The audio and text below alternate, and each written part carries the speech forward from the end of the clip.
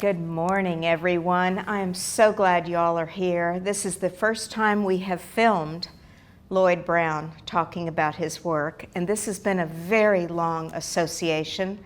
He had his first exhibition here in 1987 and first came to the gallery in 1984. Right. When you had moved here.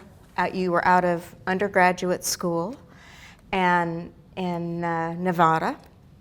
And he started coming, and you actually met Brenda Reichels, our secretary at the time, and then you came back the next day with charcoal powder drawings of the mountains. And Kevin and I bought a charcoal powder drawing. We love drawings, and so it's highly unusual for us to buy something from a young artist who's just, bless you, who's just walking into the gallery. But we still have it. And 2 years later, you walked in with a diorama. And we've put one of the works from Lloyd's very first exhibition here on the stand so you can see the progression. But for the last show, 3 years ago, 2018, we produced a retrospective catalog that carries us all the way through the various periods of work that Lloyd has done. But I think what's really remarkable, Lloyd, is that you were not trained in landscape at all in school. You were trained in abstraction. Right. And I remember you telling me when we first met that you thought the abstraction actually enhanced your skills in representational work. Yeah, that's correct. So here you make this shift between no training at all in how to make a landscape. And if I was your parents, I think I would have sued the school for you not being able to make a landscape with a degree. But so how does this progression happen that you move from one thing into another? What about you made you want to see that? Well, first off, when I went to college, I didn't really need to be taught how to paint a landscape. I didn't really need that because I'd learned that on my own and had become dissatisfied with the process. It didn't get me where I wanted to go, and I didn't see how it possibly could. So I just kind of walked away from it, and I wasn't even sure I would continue to be an artist. You know, I kind of liked geology and things like that. But since I was already in the art department, I decided to hang on. and I entered a classroom where the professor was an abstract painter, and his paintings reminded me, even though they were abstract and you couldn't see anything literally of a landscape, they reminded me of landscapes. And so that's where I went. And then I moved down here, and the abstractions, it was good for a while, but you can't really get up. I'd drive around the farm to market roads and stuff, and see the turned up fields and stuff, and so it was kind of lacking for me, and I gradually got back to landscape painting, but I did it through charcoal drawings.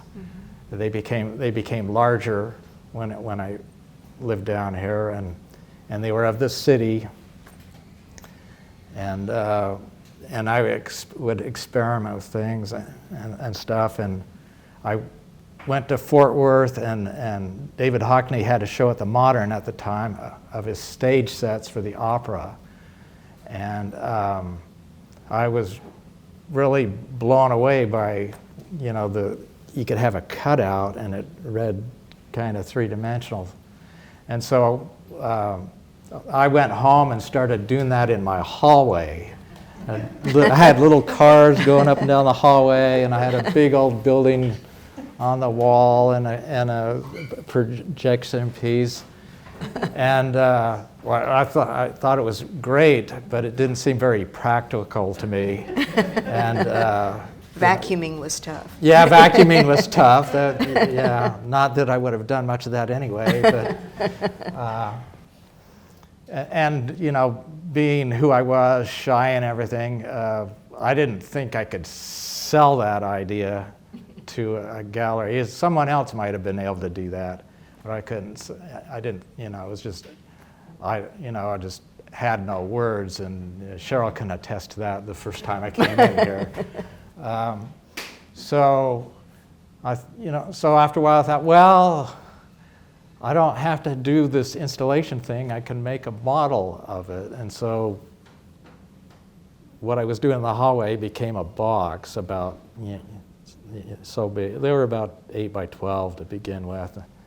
And after a while, I said, well, I want to start going larger. So this is kind of how I got here. And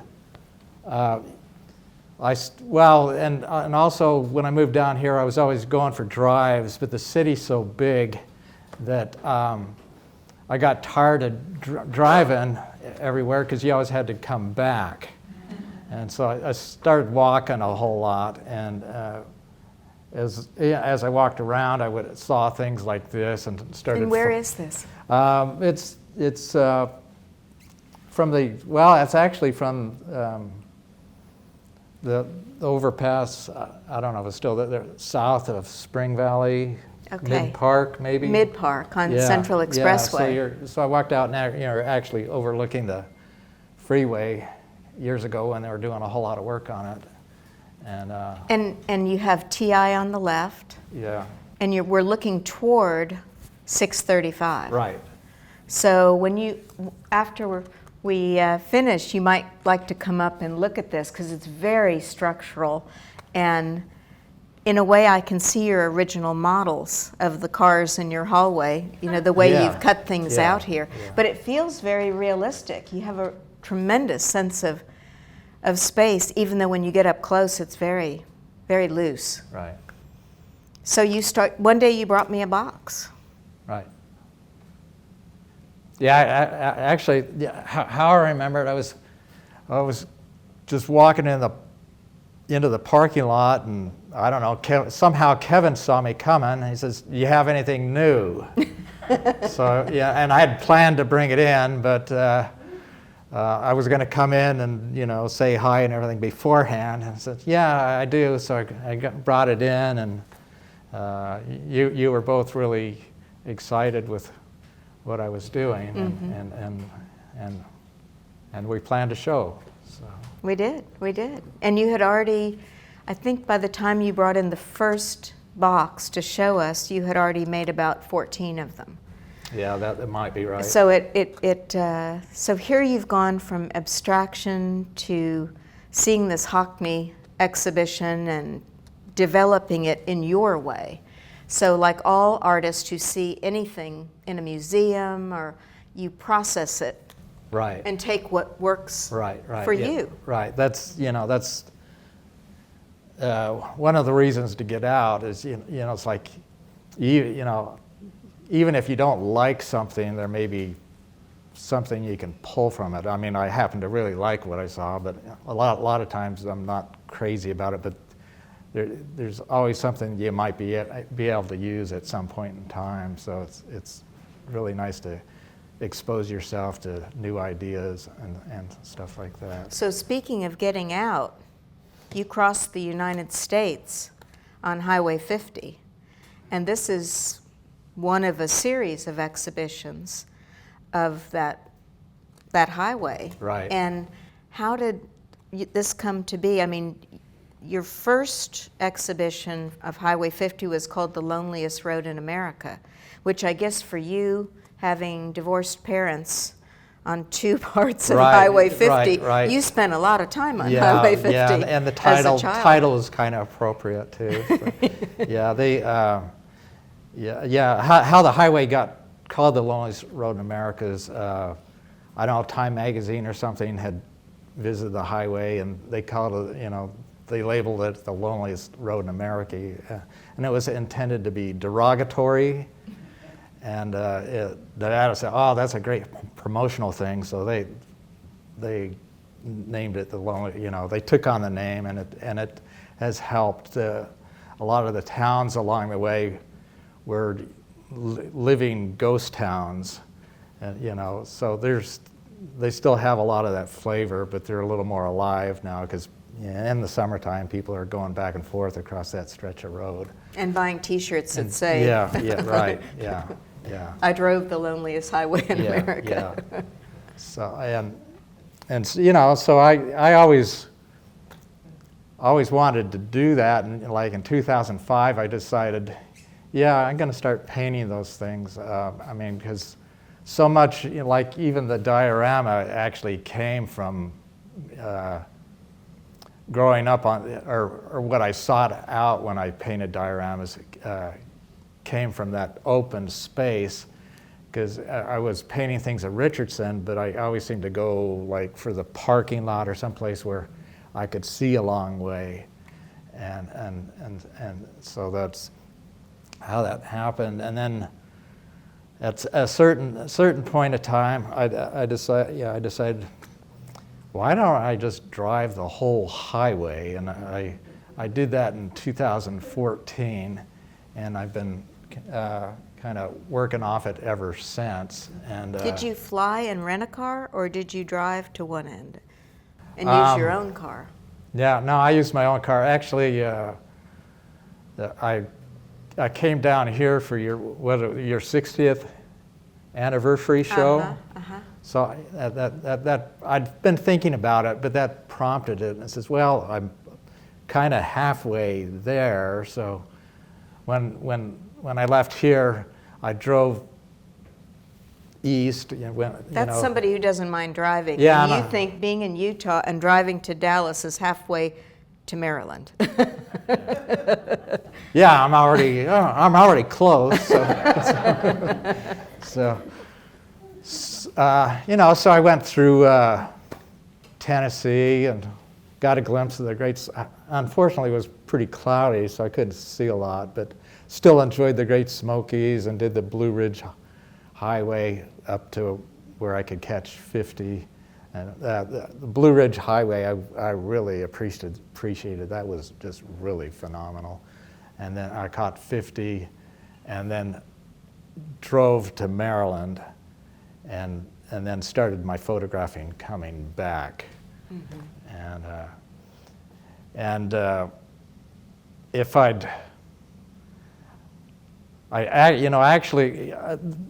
the project I took on is so immense that I should have started 30 years ago. So, but I'll see what I can get done of it.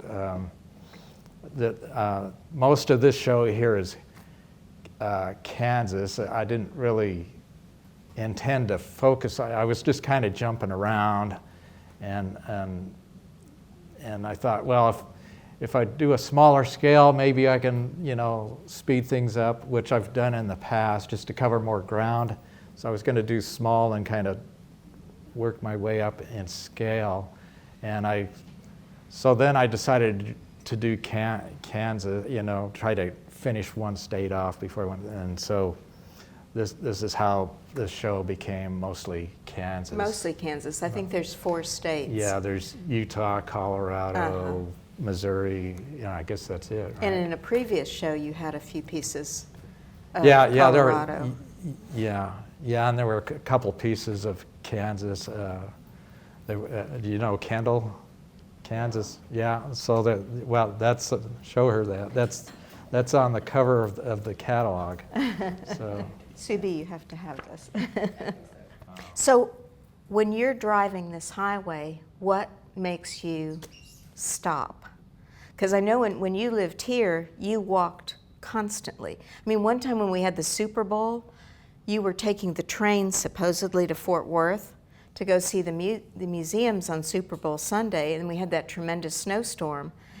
And the train only went as far as the stadium, and then you walked back to Dallas. Yeah, so I was moving away. I knew I was moving away, and I thought, I've never taken the train to Fort Worth, so I'm going to do it. And my dad is from Canada, and his thing was hockey. So growing up, I just never picked up football, and I didn't know it was Super Bowl weekend.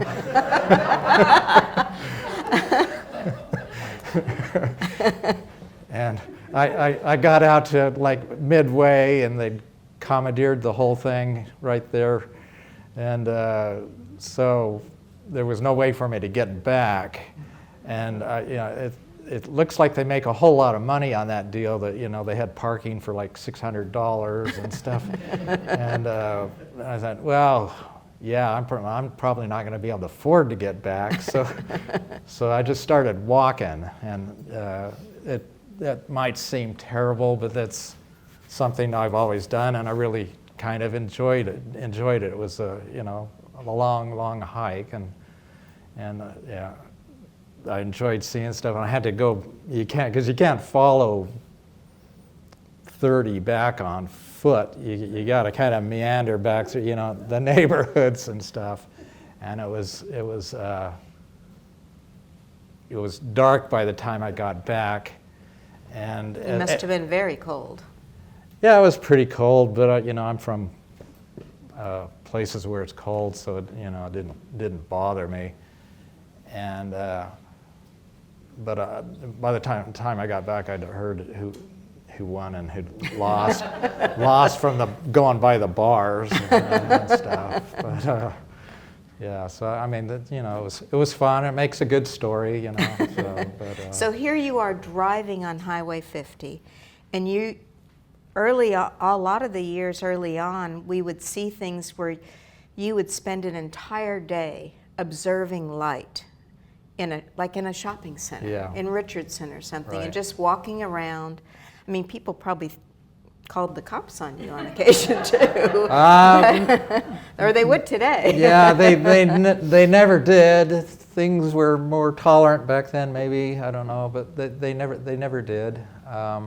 But here you are driving across America. Yeah.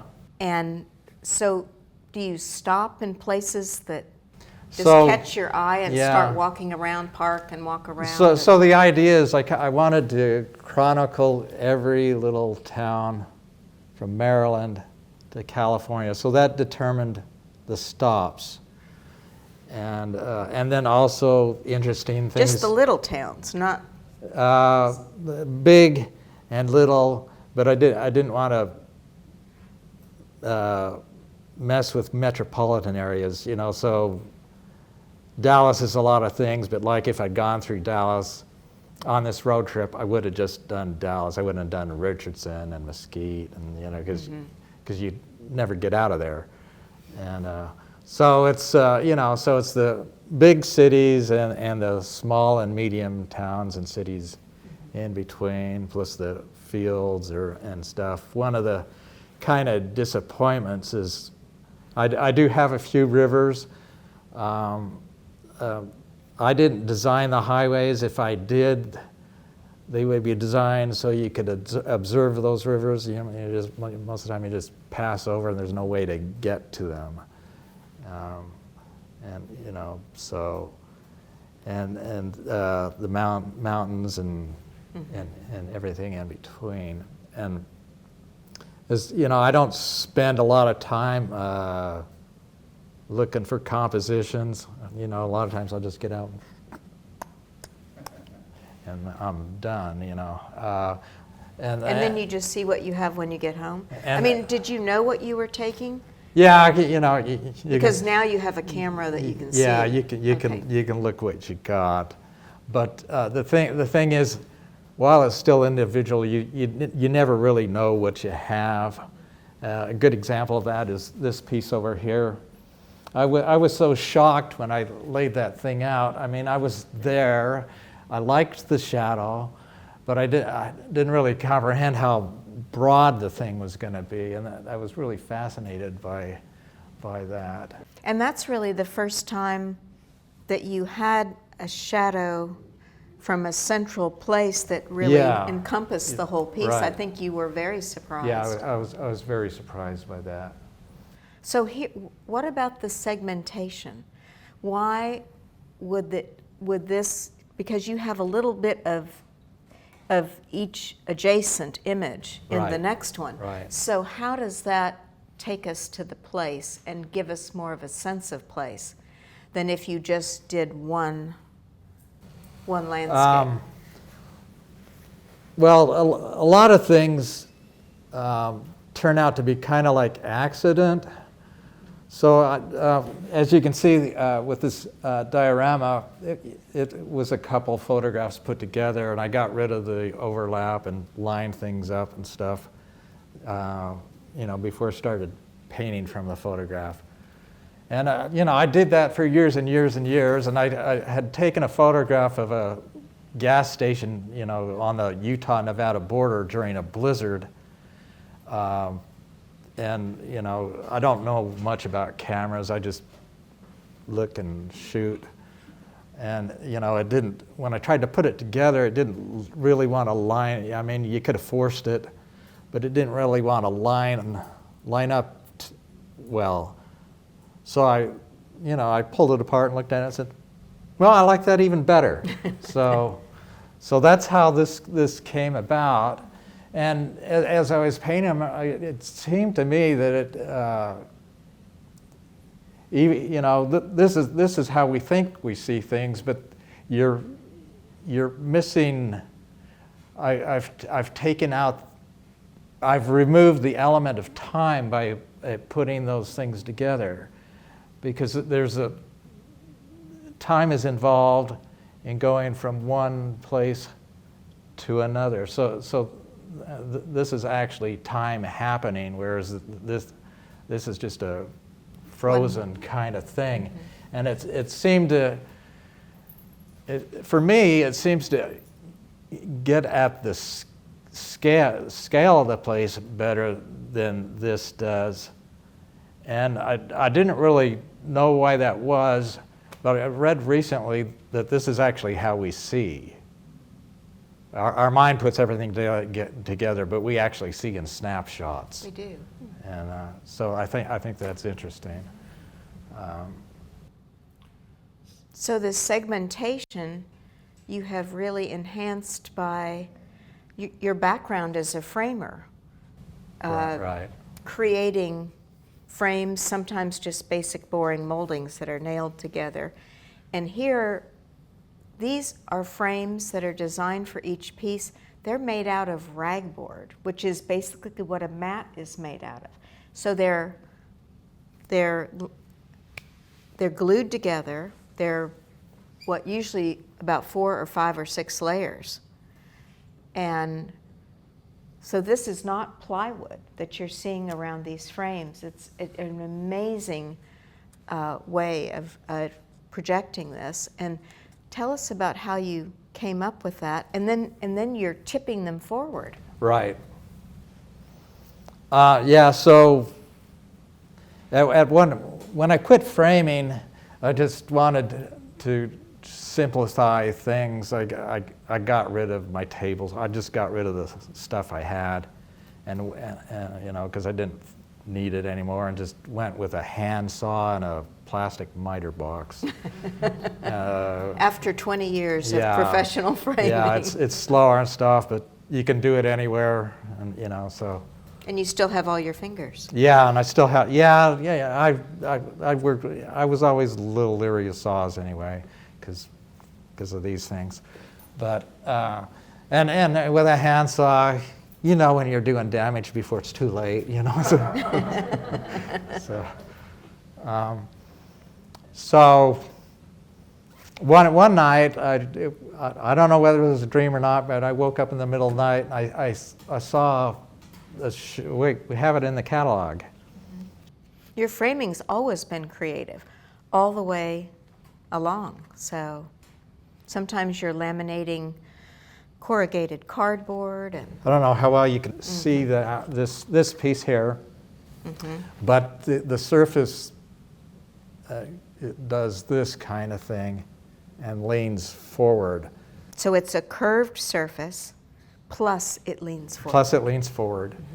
So I saw that, You know, it's like, yeah, but I can't do that. I got rid of all my equipment. So I thought, well, I don't need the equipment. I can do this out of ragboard. So that, Which is what we call archival mat board. It's yeah, made it's out just of acid-free. cotton. Yeah. It's acid-free. Yeah. It's not made out of wood pulp. So. Yeah.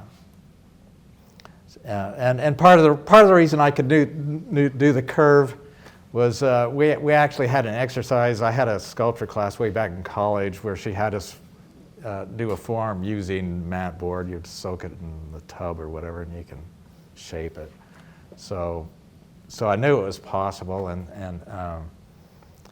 so I made that, and then also because it was curved, it helped me visualize space in the painting, and then just because I'd done the curve, after that I didn't seem to need the curve anymore, so I just stopped making the curve. I was a little concerned about people just focusing on the curve, and so I went with a flat plane again. But yeah, I've always been interested in walking around, building architecture. I like the look of those things, and so in my framing, I kind of think about it as architecture as well, and I'm always interested in trying to do something new. Otherwise, I start to lose interest, and so something like this here, or the thing on the or this here, or the thing on the back wall, I'll have an idea of a shape, and I'll cut it out of some cardstock and put it over my computer monitor to see if I think it works. And a lot of times it makes a rectangle. I think the rectangle is an extremely boring shape.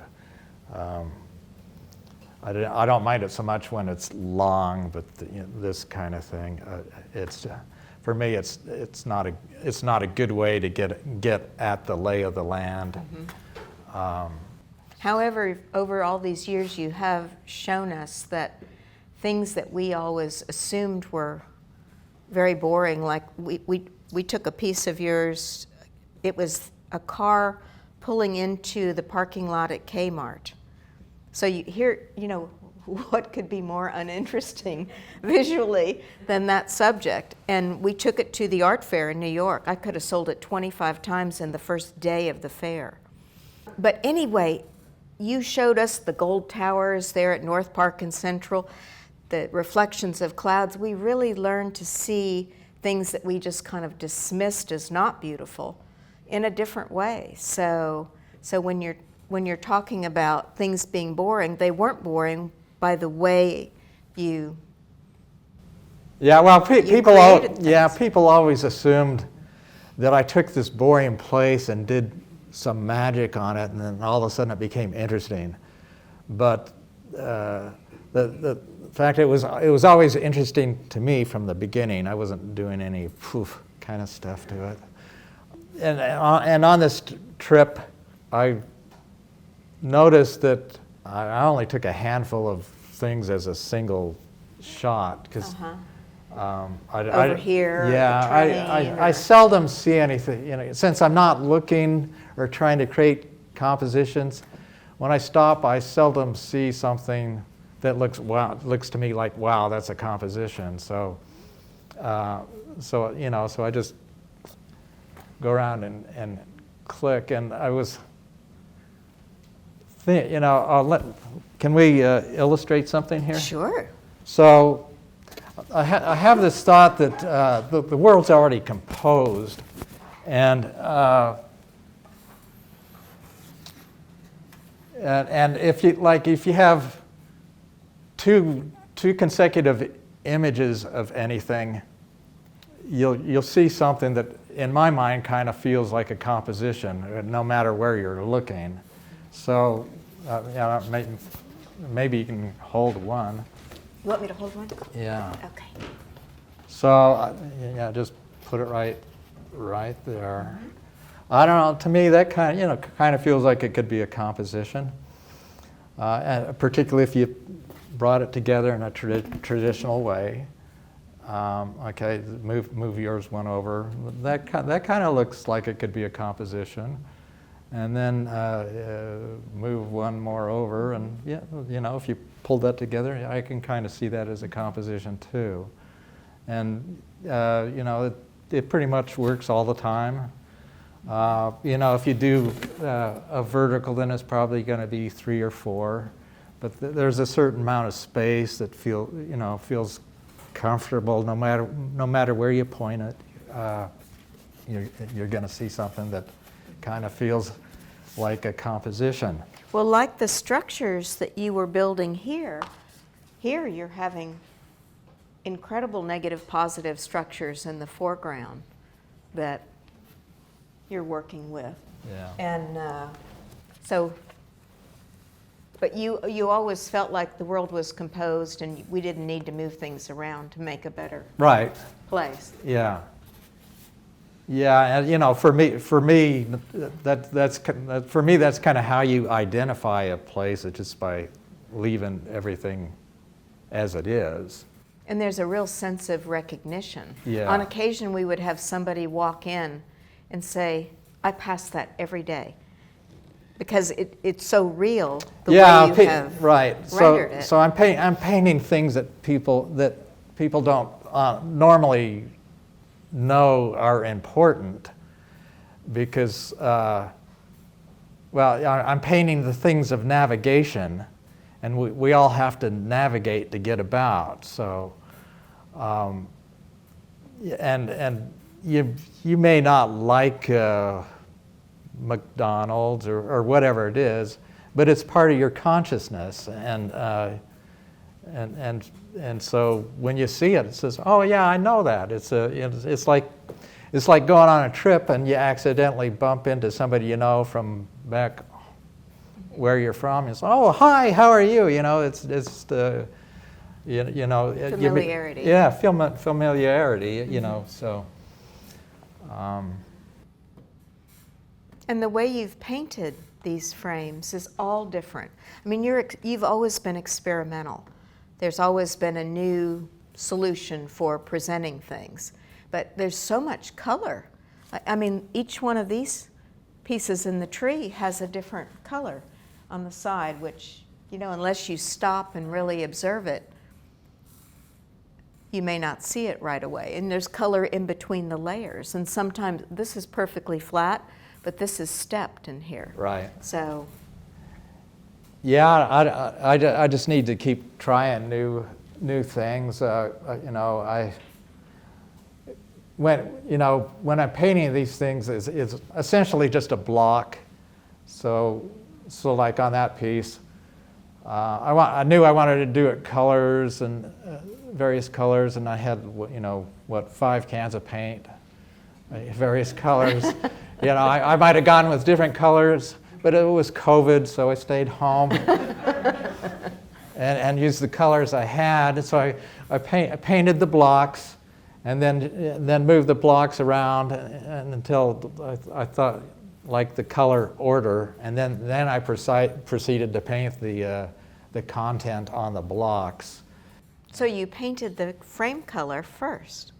Yeah, the block, and then the frame went around. Yeah, so because I always paint the blocks, so I have an idea, so I know whether the frame color is going to work, because I had it as a block to begin with, and so I'll have the blocks, and then when I got the painting finished, sometimes I'll decide, well, I actually don't want to use that color and use another color, and like in this piece.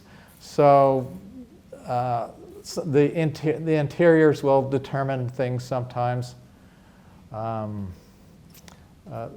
Like this last piece here is kind of a red all the way around, except if you look on the inside, it's green.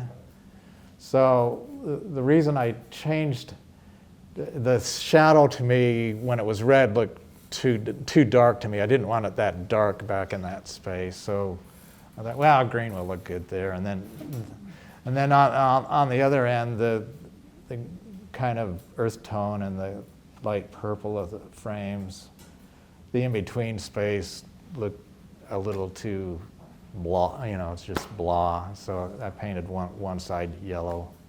So. Why do you tip them forward? I don't know. Conceptually, I just thought it would work. It'd give you more of a sense of space than straight up. Even though that's not how it is. I've made it so that when you're looking at it, the sky is the closest thing to you, which is logically doesn't make a lot of sense. But when you think about it, it really does make a lot of sense because when you're walking around, actually your feet are the furthest thing from you. You don't even look at them. You're looking at the sky and everything else. And I don't know. To me, it just seemed like the sky leans forward, and it's kind of surprising. You look at the sky. Yeah, you can see the sky's going back and the clouds going back and. But then at the horizon, even though it's still going back, it looks like it's doing that. So, So the sky was often your favorite part when you were doing dioramas. well, yeah, long before the diorama. When I was a kid, I was doing landscapes, and the sky was always one of my favorite parts. And it's the most abstract in a way. Yeah, it's most abstract, and the mountains were the other favorite part. The foreground I wasn't so interested in, so I usually did a lousier job on the foreground, and would have been I was pretty good as a kid, but it would have been better if I'd paid attention to the foreground too. So these days I still love the sky, but the foreground is just profoundly important. That's you don't do the foreground, you're not going to have depth. You got to make sure you have your density built up there in the foreground. So. And this whole body of work, you're painting the surface in a very different way.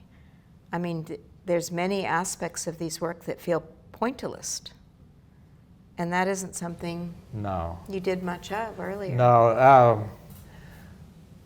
I mean, a loose plane with a broken color, what the Impressionists did, has always been sort of in my consciousness. It was sort of automatically part of the diorama because I was using pastels, and you're not mixing. I mean, people sometimes smear it, but I wasn't doing any of that. So your colors are with lines, and So you kind of, if you're using pastel, you kind of have an automatic broken color kind of thing. And and then I would use not dots in this way, but like in the diorama, I would add stuff to use depth, but for the diorama to really work, I also had to break it down. So a lot of the stuff I would poke it with, the charcoal or pastel pencils, be poking away at it with dots, kind of breaking it up. Mm-hmm. So I was breaking up the stuff I put on there and breaking up the and slope, gluing things on the surface too. But also breaking up the stuff put on there, and also trying to break up the planes I created with. So they're midway through the diorama, I started using dots, but not exclusively dots. And these aren't exclusively dots either. But what got me to the dot is acrylic doesn't blend, and it also dries darker than what you mix. And so when I was doing the diorama and other things, so you're always trying to anticipate. You're mixing a color, but you're anticipating what the color will actually become. And like in the sky, things in the sky can be really subtle, particularly in clouds. So when that color dries, and it dries just a little bit darker than you thought it was, because it's the sky, that little bit darker is completely off.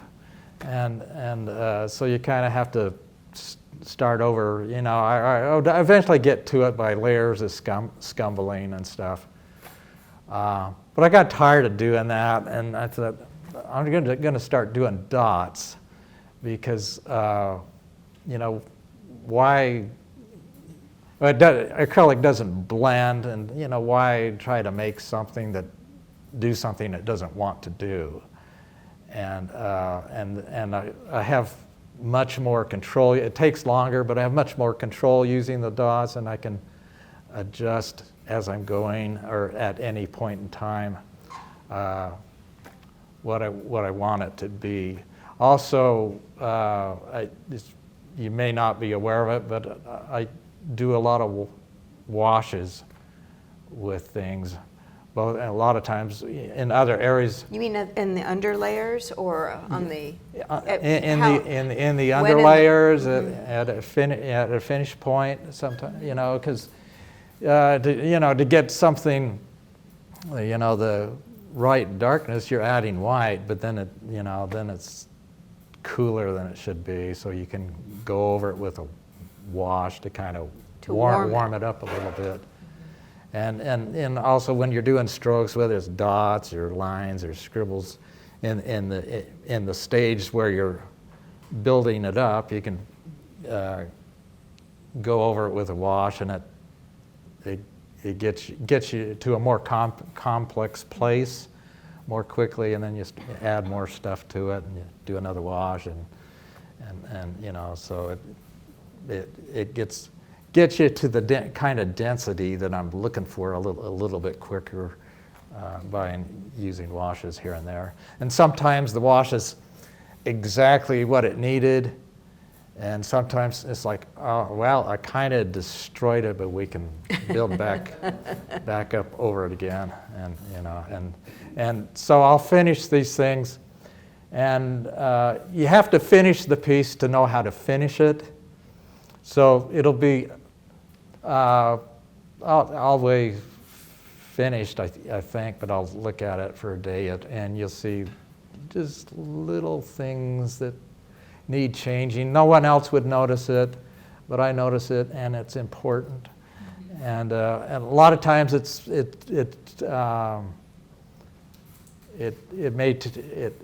you don't see what this, you know, something's not quite right with it, but sometimes it takes a couple months to figure out. You're just looking at, figure out where it's off. And so you'll set it aside. Yeah, well, and just observe. You know, I have this stuff sitting out, so I'll be looking at it. This this piece here was, you know, at a pretty good place, but I looked at it, it was off for a long time. I couldn't figure out where it was off, but I just knew it was off. I thought it was the grass that was off. You know, I messed with the grass, didn't do anything. Then there's a little section back right here, you know, and when I figured out that was it, I did it, and then the painting became right, like it should be. And also, let's see, this painting with the large puddle. From the last show, it ended up being one of my favorite paintings, but it was off, and it was months before I figured out what was wrong. The sky was too dark, so when I got the sky light enough, then it was perfect. So it's not, you don't just put the last strokes on and then you're done. No, it's not. It's never a good idea, you know, if you're doing a show, to paint right up to the day of the show, because you don't. Yeah, it's better if you have a month, you know. Don't send, you know. It's probably not a great idea to send the painting off that you just finished that day because you haven't had enough time to look at it. So. Which is why we realized that we should have this show at this period of time, because all of a sudden I realized we have already received everything that we need for a show. Yeah. I mean, we hadn't even talked about when the next show was, Right. just knowing it was going to happen. Yeah, I was thinking it was going to happen sometime way next year, you know. So, but, And here you are. and here I am. So. So you send things off, you make these custom suitcases that are just beautifully, beautifully articulated to ship these things for us, and that we can store them safely in our racks. And when we realized how many that we had, it was Yeah, well, you know, time. when I learned Bruce was making boxes for things, I thought, well, you know, I can save him the trouble and make a box and make it in such a way that, you know, if you don't want to pull anything out, you can just kind of set it up, take the lid off, and It's already you'll still be able to see how it looks, and that would be, you know, particularly effective, you know, if you've got something that's vertical. Mm-hmm. Which, So, Kevin, could you bring me the vertical here? That's because this is one piece that you've used burnt matchsticks as your medium, which you've used a great deal in the past. But so this as a vertical is quite different than most other things in the show. yeah. Yeah, but you know, so like if I'd done the vertical, you know, my inclination when doing a vertical is to stick the panels together, not so much because it looks better. It might, I don't know, but you know, for the end user, it's just, you know, easier to hang. You know, it's harder to get the margins right if you're going vertical than it is horizontal. Mm-hmm. But I still might cause you some problems and send you a vertical that's separate. But if I do, it'll be in a box where you can just set it up, and you know, so you don't actually have to hang the thing to show somebody. Well, this is all in one piece. I mean, so you might send me a vertical someday. Right. That's 3 separate pieces. Right. Yeah. And it will So be an installation. Yeah. So when you get it, I want it to be easy for you to show people the work. So what about this medium, the burnt matchsticks? How did that Yeah, I don't know. evolve? I did some years and years ago. I did some Christmas cards using burnt matchstick, and I liked the way it looked. Kind of the cool thing about the burnt matchstick is the closer you get to you burn the thing, you hit the paper. It's really soft. Most of it breaks off. You can't use that. But so you lose half the match. But what little is left is pointy. So it's A stylus. Yeah, it's not, it's not as precise as a pen or anything like that, but there's a certain amount of precision to it. And the other thing that's nice about it is the coloration is unstable, so it's a little more gray at the tip, and the closer you get to the wood, the browner it becomes. And so I kind of like the warmth of it. It's I like charcoal, but it's a little cooler looking, and it's a little more like a sepia toned And photograph. charcoal, if you used a stick of charcoal, it would all be the same color. Right. Yes. Rather than Yes. the irregularity of warm and cool Yeah. in this. So, Yeah. well, should we open for some questions? Do you all Yeah, have sure. some questions for Lloyd about a particular piece, or we're happy to? Yeah, Bob. Hey, Lloyd. I was just wondering about when you were a kid and the way you were raised. I know you talked about Utah and that sort of thing, that you live there now, and I've seen photos that you sent me on Messenger or whatever. Yeah. So beautiful. And I was just looking at all of these and seeing how it's almost like a passage. And that the snapshot view that you said, the way that our minds put what our visual instrument sees and together in a way that that isn't actually how we see. And I was just wondering that as a child, did you do a lot of walking and just looking at things? Have you always done that? Because that's what this reminds me of. A walk through. Anyway, Yeah, well, always liked that. yeah, I did. Yeah, well, my dad loved to drive, so that was really how I got into landscape painting. He was a highway guy. We did a lot of camping, and so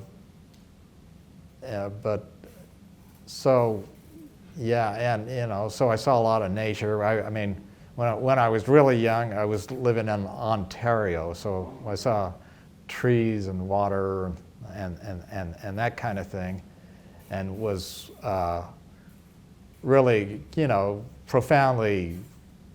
I just had a profound sense of seeing things,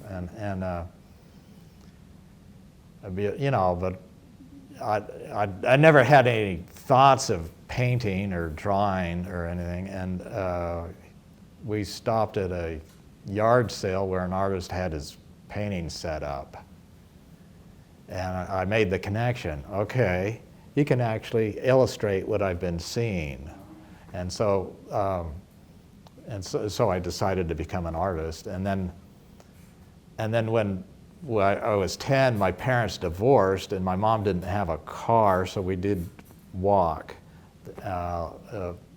Divorce is hard, but one of the hardest things for me was, I couldn't go anymore because, when my parents were married, every weekend it seemed like we were out on the road, going to have a picnic or something, and now I was stuck in, Salt Lake. I could only go as far as my feet could carry me, and luckily we lived in an area called the Avenues, which was on the slope of the foothills. So I could go hiking up in the foothills and stuff.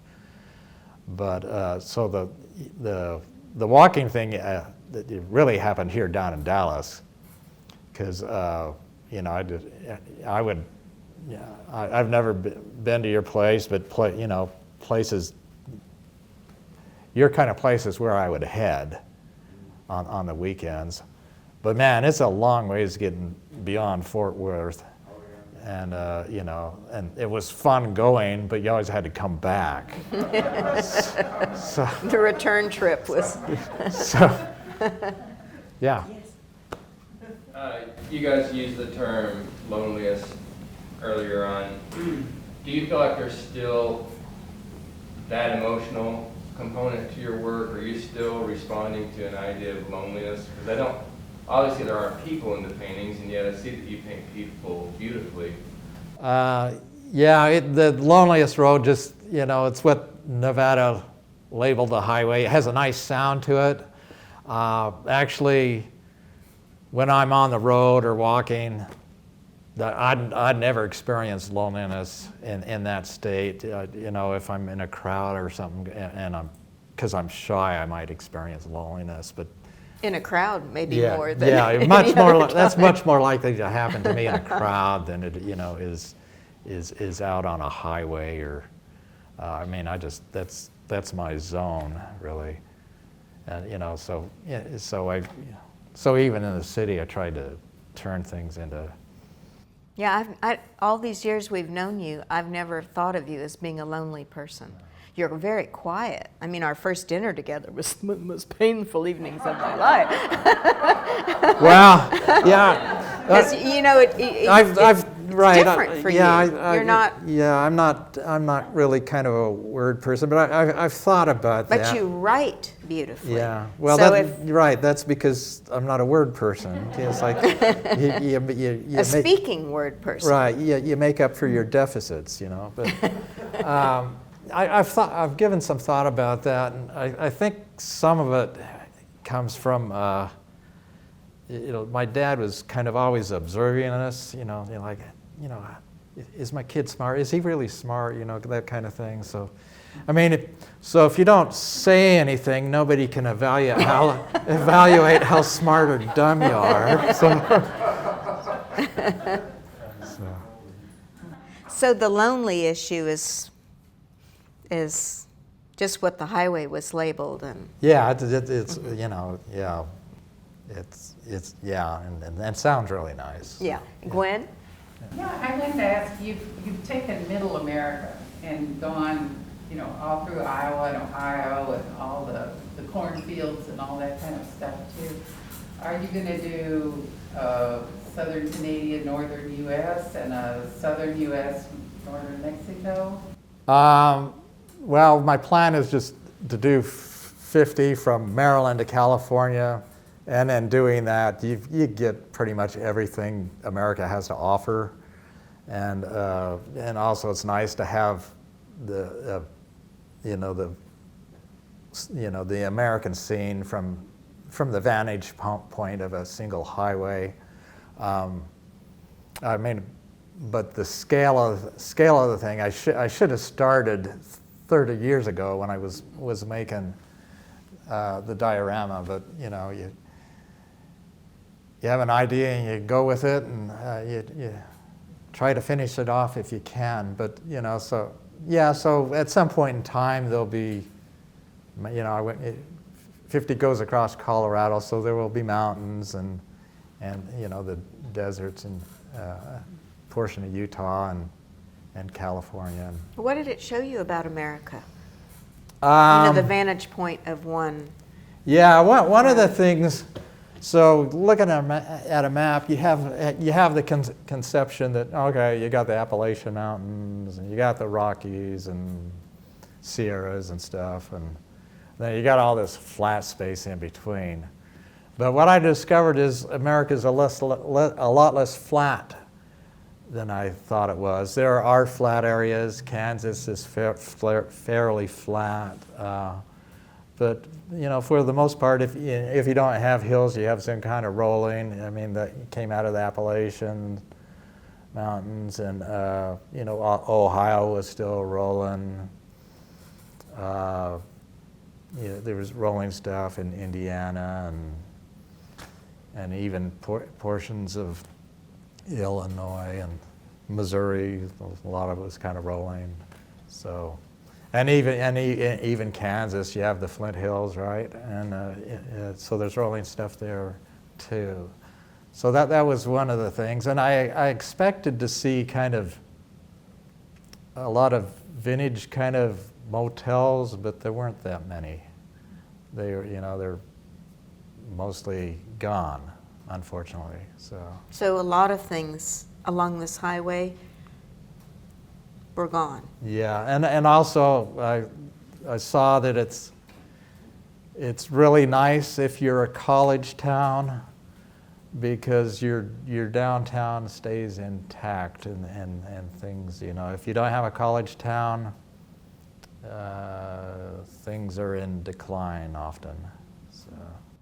Someone once asked us at an art fair if these shaped pieces were either a picket fence or tombstones. Right. Well, yeah, when you told me that, I thought, well, yeah, that's kind of appropriate, really. But that isn't what you had in mind. No, I just thought it was an interesting shape. But yeah, so yeah, you know, what could be more American than a picket fence? Mm-hmm. And then, you know, for a lot of towns, you got the, you know, yeah, I mean, they could be seen as gravestones for a lot of those towns. Yeah. Claude? Yeah, Claude. That was my question about the shapes, because these pieces on the behind you remind me of the outdoor drive-in movie theater. Right, yeah, that also, yeah. How we train our necks as kids to see what was going on, these monstrous figures on these big screens as we'd be driving by. Yeah, the shapes do remind me of signage. Yeah. Yeah. Yeah, I just wondered if, I'm sure in some of the areas that people appeared in your pictures, but you didn't put the people in. And I want to make a comment first and then ask you a question. I feel it's genius to not have the people, because when you're looking at these pictures, and I saw your previous show, like there's the Frisch's Big Boy, or there was one like a mom and pop Dairy Queen, but it wasn't called Dairy Queen. Right. And I looked at that and it was so rainy, and I thought, oh, that's so sad, that went out of business. But then you look and you go, well, because there's no people too, so you don't know. And then you say, well, you know what? Spring's around the corner and they're gonna open up for the summer. Yeah. But that all can get projected, but once you start putting people in the parking lots, even at the Kmart or whatever, then that makes the person who's looking at the picture have less of an imagination, and they could be more reminded of something they're familiar with by not seeing other people in it. I didn't know what your thoughts were about putting people in or not. Did you remove people, or did you just No, not I mean, see she touched on you touched on a really important point, and that's, there seems to be a bias for people. So when I was doing the dioramas of Richard, I started off, everything in the first show was, well, there were a couple Dallas pieces, but they're nearly all Richardson scenes, and people look at them and say, you didn't put any people in them. And I didn't, but that's because there weren't any people. Because Richardson's wasn't designed for people, it's designed for cars. So I mean, if you want to see the people, then you gotta go into the diner or something. The people weren't there. So and the strange thing about that, so one summer I went up to visit my dad in Yellowstone. When he retired, he wanted to do the trailer thing, and he got a job up at Yellowstone. So my brother and I went up and saw Yellowstone. But so when I did dioramas up in Yellowstone, it is kind of designed for people. So I did a diorama of all the people lined up, waiting for the spectacle of Old Faithful. And and so I have the people all lined up, and the geysers going off, and I haven't done the Grand Canyon, but I went. I'd like to go to the North Room because there are less people, but I went to the South Room, and there were people all over. And had I done a diorama of this Grand Canyon, there would have been people everywhere.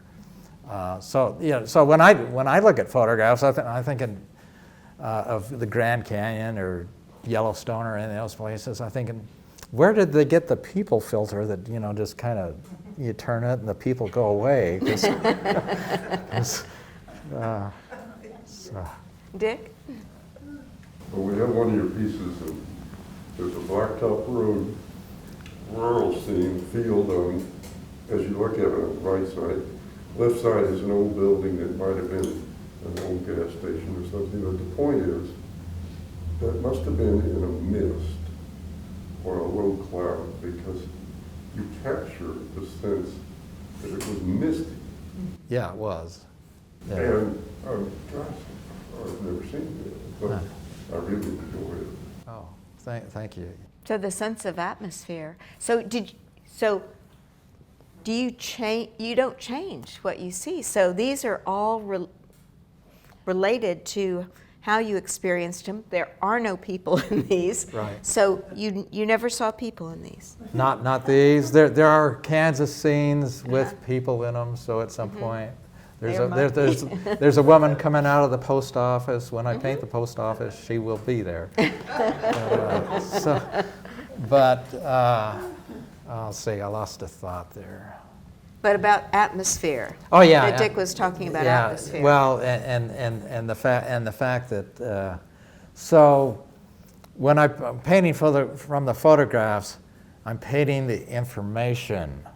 There is a lot of change. I'm not changing the content or information, but like in this particular piece, since don't know what I'm doing with the camera, the exposure varied wildly from one panel to another, so I kind of bring them into they're separate panels, so they don't have to be exact, but I do bring them in alignment. And that piece right there by Of the Wanda, bank? yeah, by Wanda there is same deal, a huge difference in the exposure.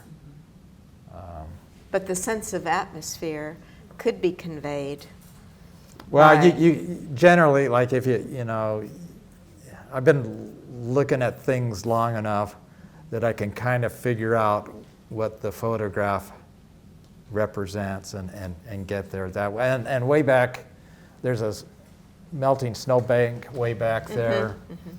That Yeah, when Which I is was- fascinating because you are shifting, the top shifts, the sides shift, so structurally. Yeah. That's a But very so, complex piece. So I was talking earlier about, how we do washes and things, and, you can't finish a thing until it's finished. Because the exposures were terrible on that particular piece. It took me several months, after I'd finished it, it took me several months to figure out what I needed to do to make it right. Well, maybe that's a good thing you're not a good photographer. Right. That means, Yeah. your creativity. Yeah. Well, I grew up in Stafford, Kansas, as I told you. Yeah. And it never once entered my mind, as I looked at the pictures of Stafford, that there wasn't a person in it. Because it's exactly the way I remember it. Yeah. There just are so few people. Yeah. And I love that about it. And now that my consciousness has been raised, Yeah. there aren't any people, it's very interesting that I thought I didn't think anything was Right. missing. Yeah. That's awesome. Yeah. Yes, I noticed about, as you're looking at these, they're all, each individual one can stand alone. Each picture can stand alone. It doesn't actually have to have, every one of them is interesting in their own right. Mm-hmm. And because there are new people in them, excuse me, I was wondering if you had edited them very much. People? Or the paintings themselves. Did you edit out many things out of them? The only kind of editing I will do is if I can't. I mean, there are a lot of things that you can, when you're looking at a photograph, that you can see with your eye. Really small thing, like a power line often.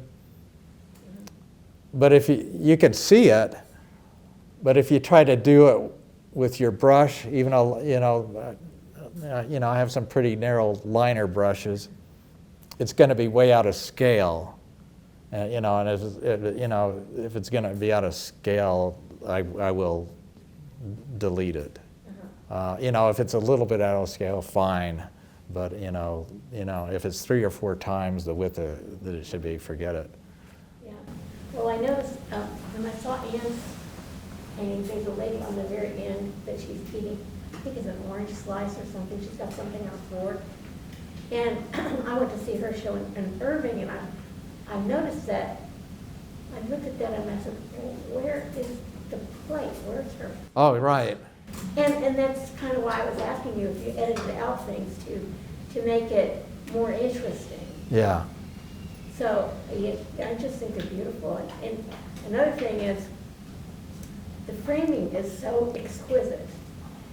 And I'm an assemblage artist, so I build a lot of my own things. And this guy came up to me and said, I love your boxes. And I said, well, yeah, but what about the painting? Oh, yeah. So do you ever get that?